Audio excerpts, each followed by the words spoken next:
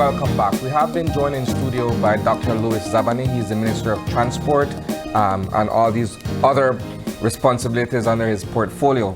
Good morning, Dr. Zab. Good morning. Good morning. Good morning. This morning we're talking about the state of the public transportation industry. And for all intents and purposes, the state is in disarray. You have the government that is trying to, in a sense, regularize the industry, but we're seeing pushback from stakeholders who have invested their lives into these businesses that they run. Let's begin, Dr. Zab, by talking about what's taking place. There's a proposal that has been put forward for creating one national bus company. But that proposal, while for some may be solid on paper, there are a lot more questions than answers at this point. Let's begin there. Well, certainly, and thank you for having me. That's the reason why I've been doing media rounds, and like we had last week a session with the media and with the unions as well, to clarify, because there's a lot of misinformation out there.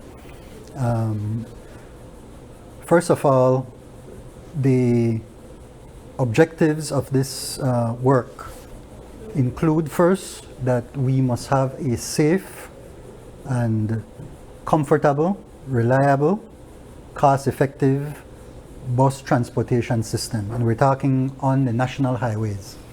We haven't addressed yet the village runs that also link into the highway runs, or the inter-municipality runs, if you will. That's the big objective, so that we can move away from what's there. You use a good term, disarray, in the sense that you have buses breaking down, you have racing on the road, you have breaking down that causes people to have the indirect effect on the rest of the economy because they can't get to work on time, or they reach frustrated. All these things are very important, and we believe that we have to address them. But how do we go about doing it? We can take a superficial approach, which is how I characterize the request that was made by the guests that you all had, our good friends from the Belize Bus Association last time, which is to say, why don't you give us these concessions so that we can then go out there and get better buses and all that. I say superficial because the root cause, when you do a proper analysis of what's causing all of this, you will see that in fact the bus is breaking down, the fact that you don't have proper equipment on the road, the fact that you have racing, the fact that you don't have qualified drivers, etc., all come from a deeper source. And it comes from the fact that over time, too many permits have been issued out. That's the root cause. And we have to be very truthful about it. A lot of that is caused by political favoritism. One party comes in and somebody say, boy, give me one leading now, turn me on. And we don't take, it seems, the bus demand side of the equation seriously. Because a life in a bus is just as valuable as a life in a plane or in a boat. But when we come to the airline industry, we don't have permits being given out to any person. I want to have a plane route because here and there. By comparison, it's properly regulated. It is properly regulated. So now it comes to being truthful and honest, as I said, not just about what is happening on the ground, but what the weaknesses of the ministry have been over time. So when we've been talking with the bus operators, we've said to them, listen, we will start out at the ministry by looking in the mirror and seeing where we have been deficient to start with. And then we will ask you to humbly do the same thing, because the focus of this entire enterprise ought to be with the commuters. And that side of the equation has not gotten the attention that it deserves. It is the people who are, they're the ones, the ridership, who matter the most. So we have said, listen, we know, first of all, that we're under-resourced. The people who come on as traffic wardens are all good people and so on, but they're not trained properly. Then you have, like with the rest of the departments and so on across the country, a high propensity for corruption, right? So that when you say your bus needs to be inspected on a particular time, and if the proper inspection is done, that bus would need to be parked. But if something is handed, the bus stays on the road. Yeah. So we know the weaknesses that we have at the ministry. And that's why I've asked our CEO to focus on enforcement, to focus on training of our people. Then we've asked the operators, look at your setting, what is going on, understand the history of how this industry has evolved, where we started out with about 5 operators, and now we are at 31 operators for a small market. That's the heart of the problem right there. But the 31 operators for the small market still don't meet the demands of the commuter. Because while we have 31 operators, you still have bus routes that are not enough or sufficient, where persons that have to commute from the west to Belize City early in the morning, just like us here, don't have a route. Students that travel to the west also don't really have a route.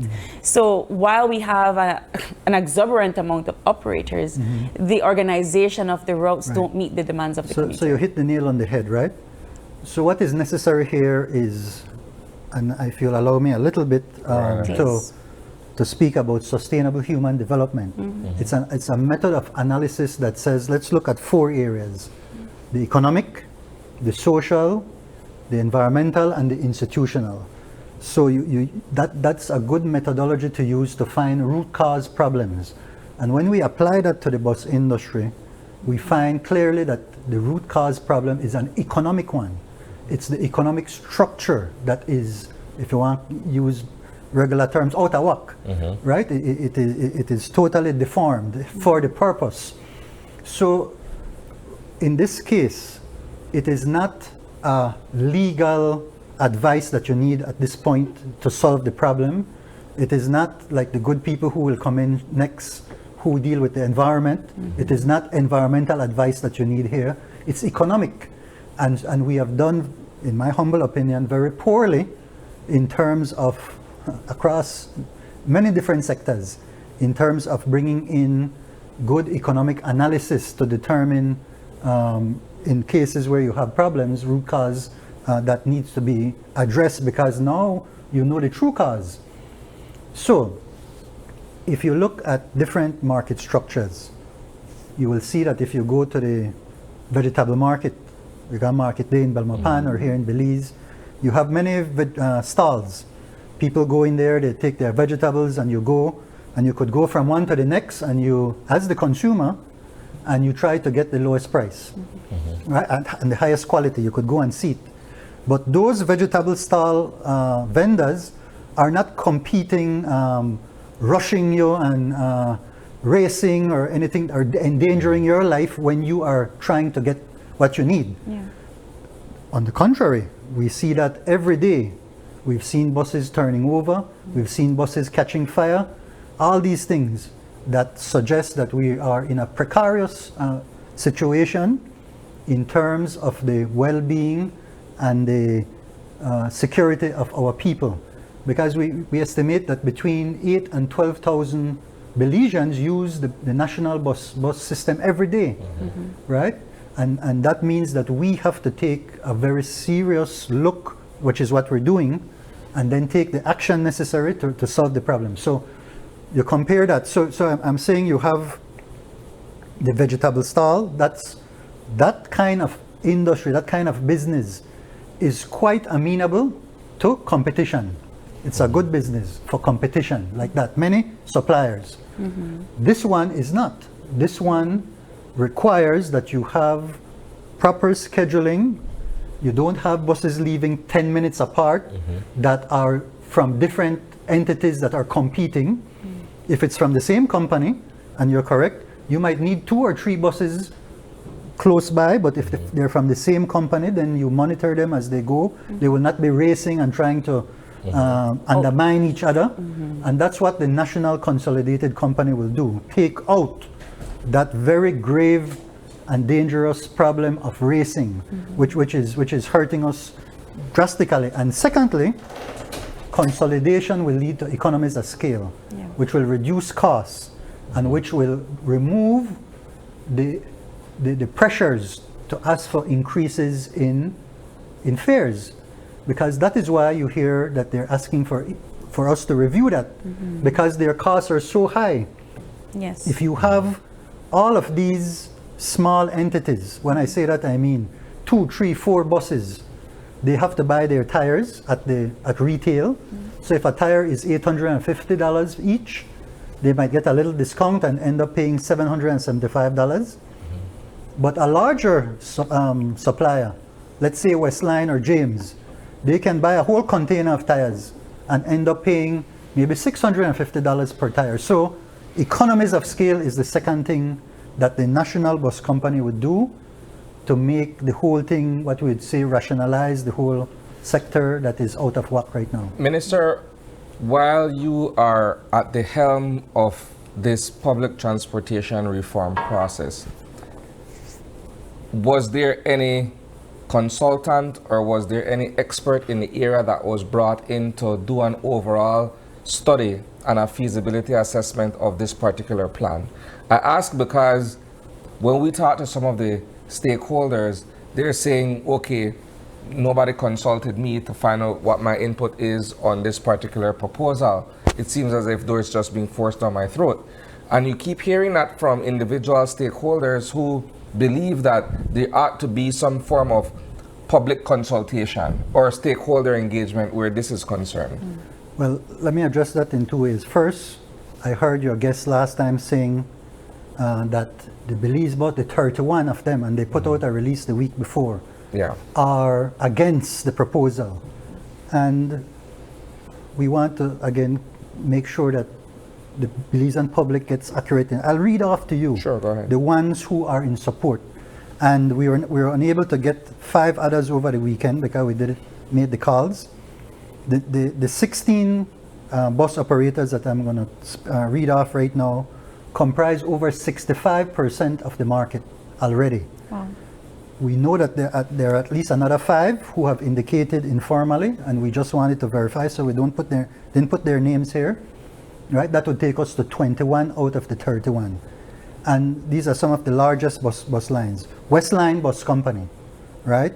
Silvas, James. James is the largest, Westline is the second largest. Then Floralia, which has been the most innovative. BEBB line, AJ's, D-Line, RDS, Cabrera, Armstrong, S&B, Paris Transport, Northern Transit, Fui Transport, U Paris Bus Line, V Paris Bus Line. 16 of them that I have listed off here. And the people, Belizeans, need to know that there are many, many operators. In fact, now the majority of them who are supporting this proposal. And then coming to the other part that you were mentioning there, you know, this is something that we've seen over time, right? That we have to keep working on in terms of getting this information out there, because if we don't, then clearly the people get the wrong impression about what is really happening. What is the true pushback from the operators, apart from not being consulted and so forth with this particular plan? What is their fear? Right.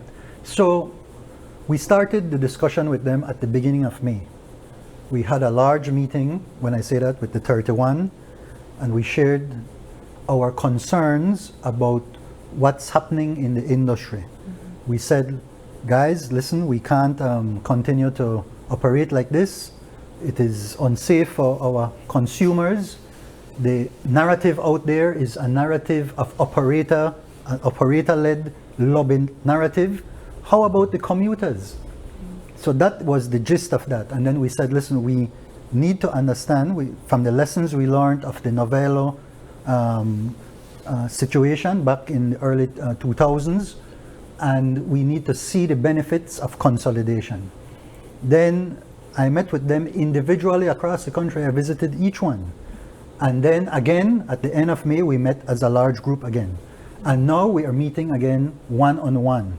So there's not a lack of consultation. We have been consulting the whole time. We have had studies in the past. IDB did a study, I think back in 2015, about the industry and with some other consultants. But we are from the industry, so having that experience, myself having been growing up in the business, having my training in economics, speaking to, well, now we have 16 of them. If you were to go and speak to somebody like the owner of Westline, he would tell you his experience. His experience was that after the Novello the whole thing collapsed, because there was no legislative support. He was a part of the Belize bus cooperative, okay, and after some years, he has shared with me, he advised his colleagues that they need to become more professional. You need to hire a proper professional management team.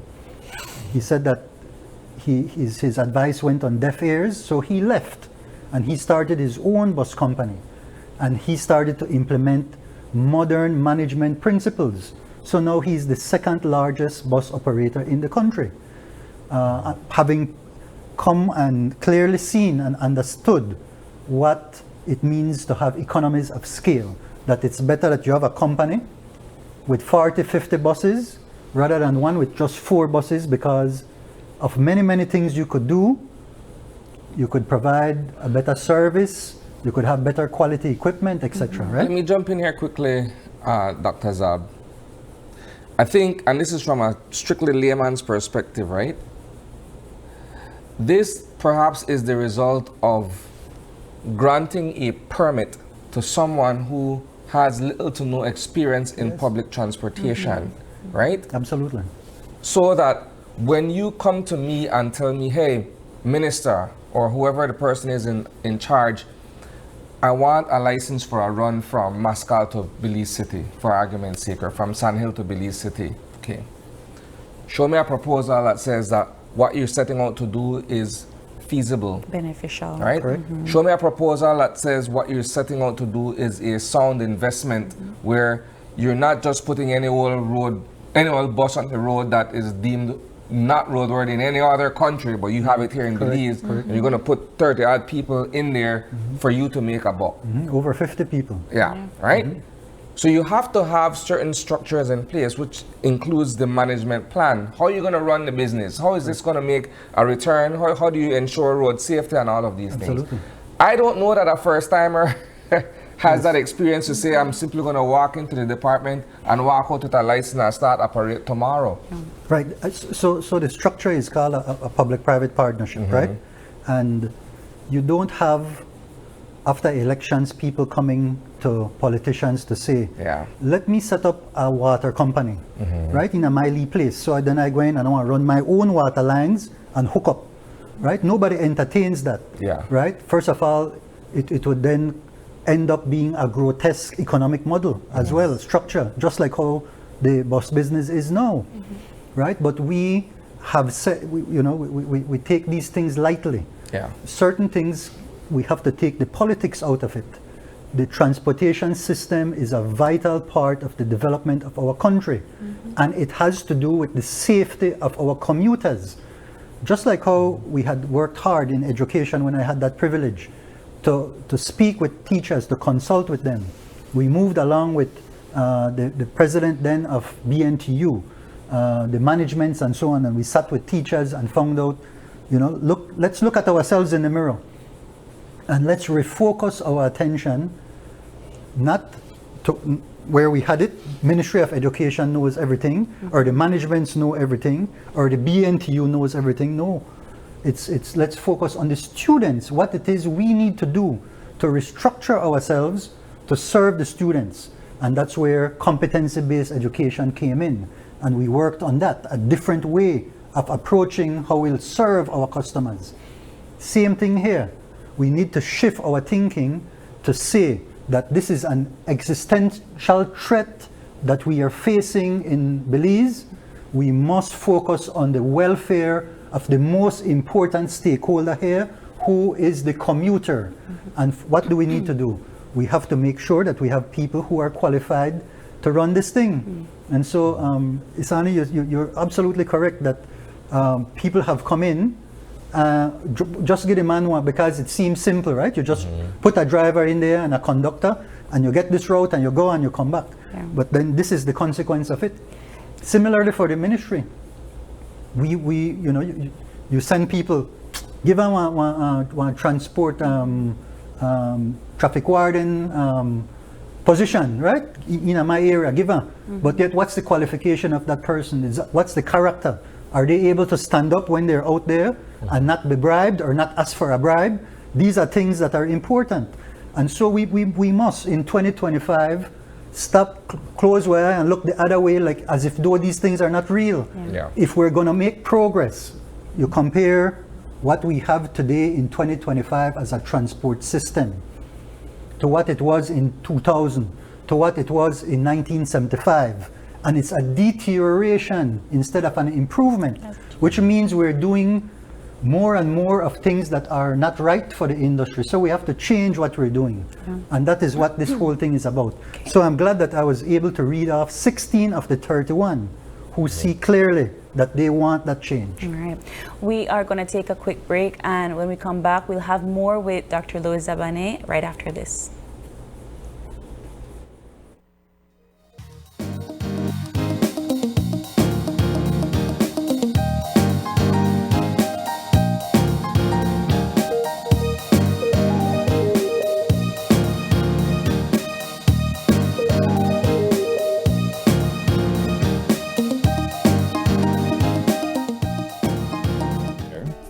Are you on your phone right now, scrolling on social media, listening to the radio, or watching TV?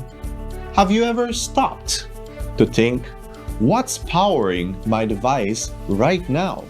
You see, electricity is essential for everyday life, powering our homes, businesses, transportation, and of course, that one binge-worthy series that you just can't stop watching. But how does it all work? This season on the What's and Whys of Energy, we're taking you behind the scenes, bringing you the latest updates and answers to your biggest energy questions. My name is Emmanuel Petch, and I invite you to join us as we go live on Facebook and get ready to see energy in a whole new light. Like, share, and follow us to be part of the conversation. Belize Electricity Limited, providing you safe and reliable power when you need it. Unwrap the joy of crystal clear picture and sound from Iowa, the brand that offers you affordability and exceptional quality. Iowa has a wide range of exceptional products to choose from, such as TVs, speakers, headphones, home appliances, and much more at affordable prices that won't break the bank. Enhance your audio-visual entertainment experience with Iowa, and for your convenience, parts are readily available in country for hassle-free maintenance. You can find Iowa products at your local electronics store countrywide. Choose Iowa, the best in home entertainment and household appliances.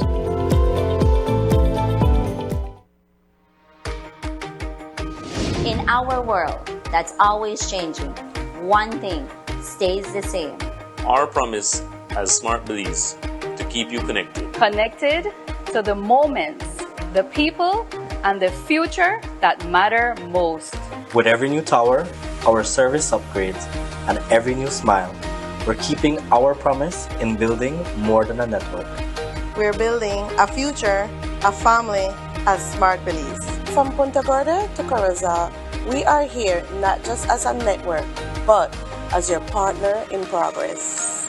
We have grown significantly over the past 20 years, and we just keep growing. Thank you for placing your trust in us. we remain dedicated to providing meaningful connections that bring value in every way that matters to you. We continue to bring people together.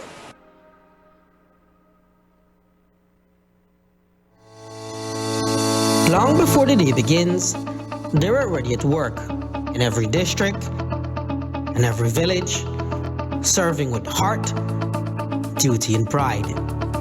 They are the backbone of our country's progress, the faces of service you don't always see, but always feel. From health to education, safety to administration, our public officers keep Belize moving forward. This Public Service Day, we pause to say thank you and celebrate with a week of activities for the commitment, for the integrity, for the resilience. Let's celebrate those who serve us all. Public Service Day 2025. 5 years to 2030. Accelerating public service delivery for a sustainable future. This message was brought to you by the Ministry of Public Service, Governance and Disaster Risk Management.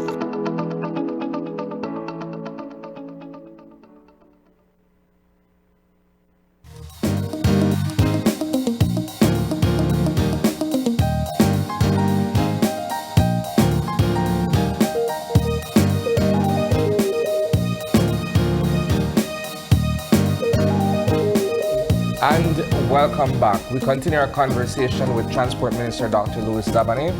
We are talking about everything and all things that has to do with public transportation in this country. Dr. Zab, there was a conversation that we had with our previous guests on this matter last week, where we were looking at the idea of buses and bus conductors and revenue collection from these particular operations. And I was sure to say that, as far as I'm aware, having traveled extensively outside of the country, many other jurisdictions don't have conductors. You go in, you get a bus pass or a card, so to speak. You tap it up, and then to get on board the train or the bus or what have you, you simply swipe, and that charge is deducted from the amount that's on the card itself, and you go about your business. I gather that a part of what's taking place here is the fact that not all the revenues that ought to be coming to the bus operators are reaching their pockets simply because the middleman, which is the conductor, may be siphoning stuff off the top. That's been a perpetual problem. From the time when I worked with my dad at Z-Line, this was a major focus on finding ways and means to try and get in as much of the income. There's a little joke that I always share, which is that me and my dad went to visit a construction site, 3 floors, and we blew the horn, and the conductor comes out, and we ask him which floors is for us, which one are the floors, right? So it is something that every operator across the country will tell you they have that problem, unless it's a mom and pop thing where they drive and they actually collect the money themselves. I have here, which is not a new technology at all. This one here is used in Mexico City, and it has about 4 or 5 different services, the subway, the buses, even the bicycles that you can use this card for. So let's say you put on 5,000 pesos on it by going to a machine, and you get the card, and then you can go and you swipe it, or you put it in a little slot, or you tap it, and then you can get that service. So the money goes direct to the bank account of that service provider. This one is used in southeastern Mexico, Merida, Cancun, Playa, that whole way for the ADO services that they provide. This is not new technology. You see this, this has existed for a long time. So that when you have too many small operators that cannot afford to have this system on their bus lines, because there's a certain amount of capital you have to pay to get this in place, then they have that perpetual problem of not getting all of their income. So if they were to get $100, they might get 50. That's a big loss to them. And so then what do? They have lower revenues. Their costs are higher because they can't get discounts and so on. They don't have economies of scale. And so then they will cry for an increase in fares. That will be the first cry. Government, help me so you could increase the fares. Government, help me, give me duty-free fuel so I could drop my costs. But that's because of how the industry is structured. Now, when you are able to have a larger consolidated company that can afford these kinds of systems, then the company, which by the way is owned by the same operators, just know that in this case they're shareholders, they're not individual owners. They still get and have command of the cash flows that come off of this higher profit-making entity, right? And they get that as dividends. That's where we have difficulty for some of them to I'm understand. laughing to myself, and you'll forgive the irony of it all. What you've described just now is, in my opinion, akin to what the government goes through in terms of revenue collections where taxes are concerned, right? You have all of these uncollected monies out there, right? But you know, we're not doing enough to go after that. It's easier to say, well, make it increase. And then the government still makes a loss. But I digress. I'm just laughing. Well, but it also think of a deduces system like this, right? That would but it also collect more money. deduces overcrowding as well. And as much as I can, and I can give kudos to some of the bus operators that have introduced the ticketing system and so forth, there is still this miscommunication between the person that's selling the ticket at the terminal and the conductor that is on the bus, because then you don't have enough seats. And then you have a conductor, and I'll tell you that not my problem. I'm managing the bus. I don't know who to sell you a ticket. Right. And it does create, again, this overcrowding, but it does lead me to the second issue, which is on part of the transportation department, where they are managing the terminals, they are looking at the buses coming and going. There is still overcrowding and mismanagement of these buses because the conductor will tell you, oh no, just sit down, 3 to a seat. You already stuffed me 2 to a seat, and you have put somebody else beside me 3 to a seat just so that you could come out of the terminal gate. And then you have all of these standees. Somebody, they hang outside the door, and you're still going to stop for 5 more people. Yes. And you might break down on the road. And you might break down on the road. So how are we addressing all of these different issues in that It's plan? an absolutely uncivilized system that we have here. Let's talk about the terminals themselves. Dilapidated in many cases. I've visited them. You go into the bathrooms, the toilet seats. There's no seat on the toilet. Females, you know, whatever. The point is that it's uncivilized. That's the best word I could think of in 2025. And so these are the issues now that are there, and when we understand them and we see them, we recognize that a consolidated modern company owned by the same persons, just in a different form, will be able to address these things. So here is how it works. Government comes in to the company with the value of the terminals. So right now we're in the phase where we are hiring the auditors. We've met with them already. There was a committee formed, 1 member from the ministry and 4 operators. And that committee selected 6 auditing firms. The 6 auditing firms are being given their terms of reference, where they will go and value each one of the operators, will value the terminals, and will have an opening balance sheet. I've had the privilege also, just last Friday, of meeting with the higher-ups of Social Security, just sharing the concept. And they find the concept to be very intriguing and along the lines of what it is that they do in terms of things that they could consider for investing Social Security funds. Why? Because it affects so many people across the country who are paying into the fund. So you have a lot of parties who find this arrangement very interesting and attractive, including, for example, our international partners, because the idea is that we will upgrade all the terminals. We need to build a new terminal in Toledo that doesn't, in PG, that doesn't have one. We need one in San Ignacio. The bus stops out by the Welcome Center, imagine. The one in Benke we're moving out of there soon. The Orange Walk doesn't have one that's proper. So, and then Belize City, that should be the crown jewel. That should be the one where we have something that when we go there, we can all be proud as a nation, man. We have to have some pride, please, man. Come on. You're right. Let's talk infrastructure for a second then. I've heard everything perhaps under the sun where it comes to bus operators and why they are unable to improve their fleet and improve their services. I've heard poor infrastructure in terms of highway, but then I say all successive governments have paved so much miles of road, right? I've heard, okay, can't go to the bank and draw a loan to be able to upgrade my fleet because, you know, the runs and whatever are the reasons there. And then you go to the bus terminals, which you just described, and it's completely dilapidated.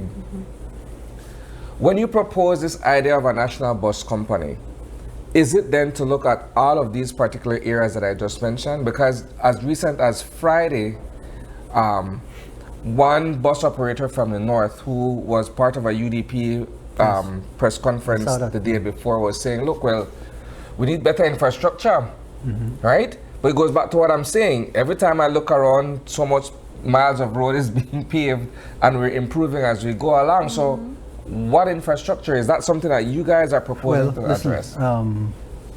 Belizeans are smart people. So when you talk something that's, I don't want to be crude, but if you talk nonsense, people will be able to see that. Right? The highways all across the country have been improved considerably compared to 25 years ago. But the bus system has not kept up with that, right? So, you know, this argument that, okay, so the permits are only a year, that's one of the arguments. And if we just have a permit for a year, the bank will not lend us money for us to upgrade our fleet. Now think about, if you don't do root cause analysis here, it sounds good. It sounds like, man, that makes sense, man. Give me something for 10 years, right? And then I could go to the bank, and then the bank. But who says that the bank will not do a root cause analysis as well? And what will they see? They will see that you have 31 operators and that they are already working with a very thin margin. And what are you going to do now? You're going to be burdening an already high-cost operator with a big bank loan, so that now they're going to be having to buy a bus that's $100,000 instead of $30,000. So for one bus, it's going to be the cost of 3 of the buses they had. And that's just a used, still a used upper class bus, if you will, upper scale bus, if you will. And so you are, by not doing the proper analysis, you would be even burdening then the operators even more. And it doesn't take away the racing, because you still have all the permits out there. So what you want to say, the ones who can get the newer buses will be racing now with newer buses. One operator told us in that meeting that we had with the media, he said, my bus Lee older, so I can't keep up with the race with the other bigger operator. We have one newer bus. I heard so that. Right? So he's admitting to a race. Right, thank you. So now what will happen? They will give a newer bus, and now newer buses will be racing, because we are not addressing the root cause of the problem, which is that we have too many operators on the road, and we're not taking the bus business seriously, that there are many objectives that we have thrown in the drain, if you will, right? The objective of safety, the objective of reliability, and all these other things. I wanted to go back to my previous question about the management from the transportation side, for that very reason, because if we hold these bus drivers and these conductors accountable for the way that they mismanage commuters when they get on the bus, I would imagine that there would be less of that, right? So how are we addressing that part of the issue? So here's, and that, thank you for mentioning that. So this would be the timeline. We, at the end of July, should have had the evaluations from the auditors, so we could have like sort of an opening balance sheet that I could take to cabinet. The auditors asked if we could give them another month. So when I go to cabinet tomorrow, I'll be asking for that additional month. So the end of August, fine. So at that point, we get a clear idea of the opening balance sheet. We have the idea of the cost structure of the industry, right? Because, you know, the operators who came on are saying, well, this is a concept, we can't accept that because they're not giving us anything in black and white. But how can we give anything in black and white if we don't have the data yet? We have to get the data before we can come and say, here is how the projections will look like based on the numbers, right? Otherwise, we do guesstimates, and that's not the way we should do things. So it goes to cabinet then, and cabinet decides, okay, this is the opening balance sheet, this is how many operators have come on board, etc., etc. And then if they give the green light to go forward from there, then we would start setting up the company, the legal company, the legislation that would protect it, and then we go from there. The operators and the government and whoever else is in there choose a board of directors. Then the board of directors, this is now November, December, hire a professional management team that then January 1st manage the business going forward. We have 3 very viable, very attractive funding opportunities that we can, within a year and a half, renew the entire fleet with brand new buses, air-conditioned buses, bucket seat buses, and they don't have to be the same size. Some can be 54-seaters, some can be 34-seaters. So like, for example, what you asked this morning, that you have 1.5 load of people at a certain time. They want to stuff everybody in one bus, right? Because then, of course, you can make more. What you would do then? You'd have a full-size bus, and then you would have the smaller bus that can then leave 5-10 minutes after, and everybody sits properly in the bus. The windows not drop and rain, they come in, and you have a comfortable ride that you get on time to your destination. And the next thing, we now will be requiring that drivers pass a test. I've heard out there people saying, oh, you will be blocking people from coming into the industry now because of this consolidation. No, it's the same people who are in the industry who will be available to do the driving, to be mechanics, to be the people at the front desk, etc.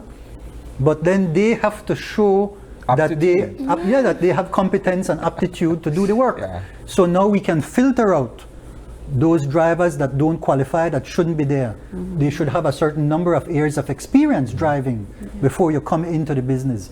Things like that, right? Doc, before we let you go, I have 2 questions. One was raised by the stakeholders with respect of dividends, right? Based on the shares that they would have in the company.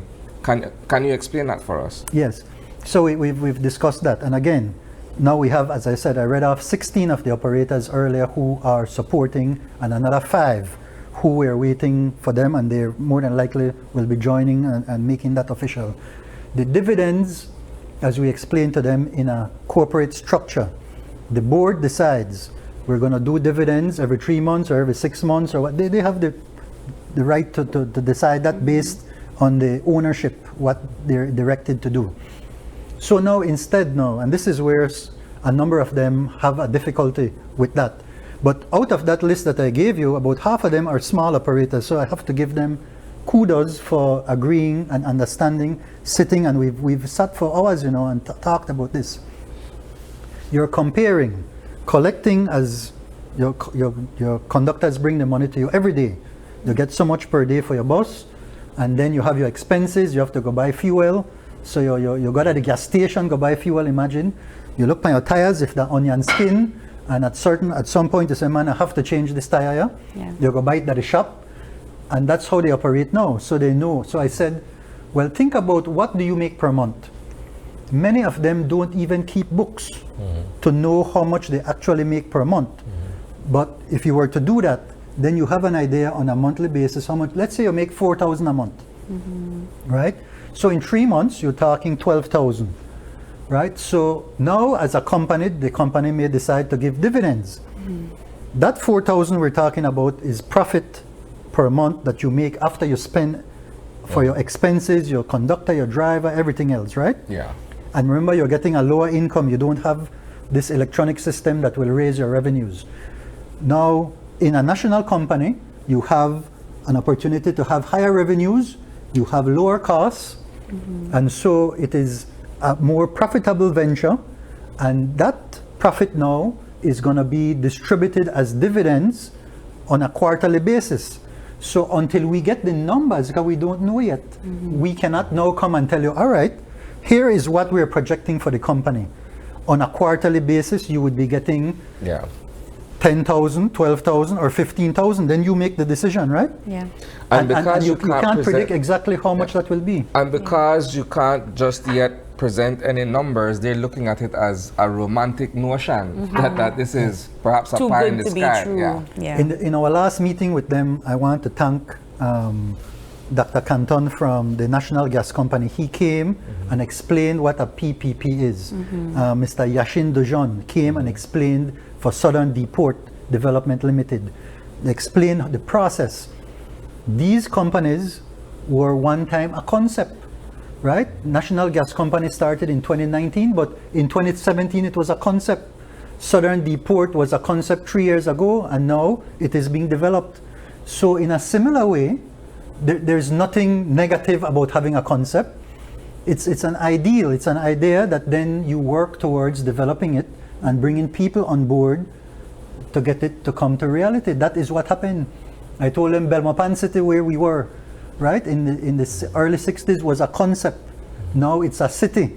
So that's the idea. That's what we have to ferment. Good concepts that then we can realize into things that are good for Belize. Doc, my final question. We had a tragic road traffic accident in Hattieville on Thursday where a male minor, 16 years old, lost his life. And I think one of the pressing concerns that residents of Hattieville are having is that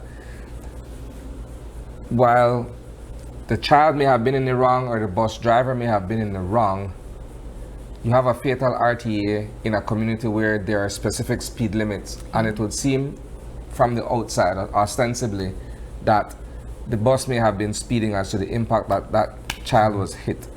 Let's get your take on that. No, it's a tragedy, and condolences to the family there. You know, when you hear that in any part, I mean, this is the recent one, but you hear it all across the country. You know, this is the tragedy of underdevelopment, and that's why we have to do things like we're working on, so that we can have more resources to do things better. I want to commend our Minister of Infrastructure Development, who in this project going on the George Price Highway, they're considering now the shoulders. You need to have shoulders so that you can have bicycles on the shoulders. We know that on the Western Highway, George Price Highway, we have cyclists, our cyclists who train, right, for all the races that occur throughout the year, Holy Saturday race, etc. And we know as drivers how it could be quite dangerous. You have to have a certain level of empathy to the rider so that you're not blowing them and because they're in front of you. So a number of things are needed now. You need to have those shoulders, those riding lanes in the villages so that people can be safe, right? Because it's a highway.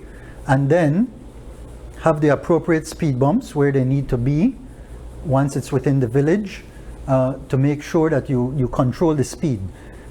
And then the enforcement that is, as I talked about earlier, that is lacking, and we have to accept that these are things that have to be improved. And again, as I said, I'm pleased that CEO Williams is there now working very hard on the side of enforcement, on the side of training, so that we could do these things. And then for the buses, for the drivers to be better trained, so that they know where speeding limits are, and we have to put up the signage, right? This is 30 miles an hour. And then as a country, we have to start obeying laws, right? If you say 30, people just fly through. You have stop signs, people just fly through. The light red sometimes, and people just cut in front of you. These are things now that as a nation, for this to work, and that's why I appealed everywhere I go, that for things like this to work, we have to come together as a nation and change the bad habits that we've developed over the years. Not be afraid to point out to a fellow citizen in a nice way. Hey man, you know, we could try to do that one a little better, right? You don't have to bawl after the person or anything. But we have to take on responsibility as citizens. And so, with that said, I want to appeal to the public. Call your area rep, right? And tell them that you want this national company because you believe in it. Why? Lobbying in government, the people who are organized together, you see how we have now 15 people in the Belize bus thing. They make it sound like then they represent everybody. They are a small group compared to the 10,000 commuters that are out there who we should be working for. And I want to ask the commuters, call your area reps and tell them that you want this because you know that this is going to be better for you, right? So don't just sit back and think that everything will happen just like that. We all have to work together, and so I am appealing for that help. Let us all come together and appeal to our decision makers, my colleagues, for this to become a reality. I think, Minister Zab, my final, and we have to wrap up. If this plan comes to fruition, let's say everything goes, the stars are aligned, all bus companies, the operators decide that they're going to go with this plan, and it works out. How do you plan to ensure that the foundational roots of this plan remain in place even if your administration is no longer in power? Well, thank you for asking that, and of course for all the questions you've asked. Because we don't have to have 100% of them agreeing for this to occur. Right now, the majority in the West have agreed, the majority in the South have agreed. I anticipate that they will all be on board, so that we can start with 16 operators, right? Once we're not in any way blocking anybody from coming in, right? No, that's a legal matter, right? Once you're not blocking them from coming in, you're not discriminating in any way. And we're not discriminating, every single one of them, including that operator who said he's a UDP, at a UDP thing. I told him in particular, I said, this don't have to do nothing with UDP and PUP. This has to do with the safety of our people. Let's work together. It will improve your profitability. It will improve the overall service to our people, right? So that is the approach that we're taking in this case. And I'm optimistic that even if it's only 20 or 21 who come on board, that we will still be able to get kicked off at an early time, that the Belizean people and commuters can begin to have a national bus system that we can all be proud of. Thank you so much, Minister Zabaneh, for this conversation. Thanks for the opportunity. You do have to come back once, if this plan comes to fruition, we'll discuss it further. But thank you so much for coming in. Thank you. We are going to take another quick break, and we'll be switching gears as the CCC celebrates 20 years of regional climate leadership. You don't want to miss that conversation. We'll be right back.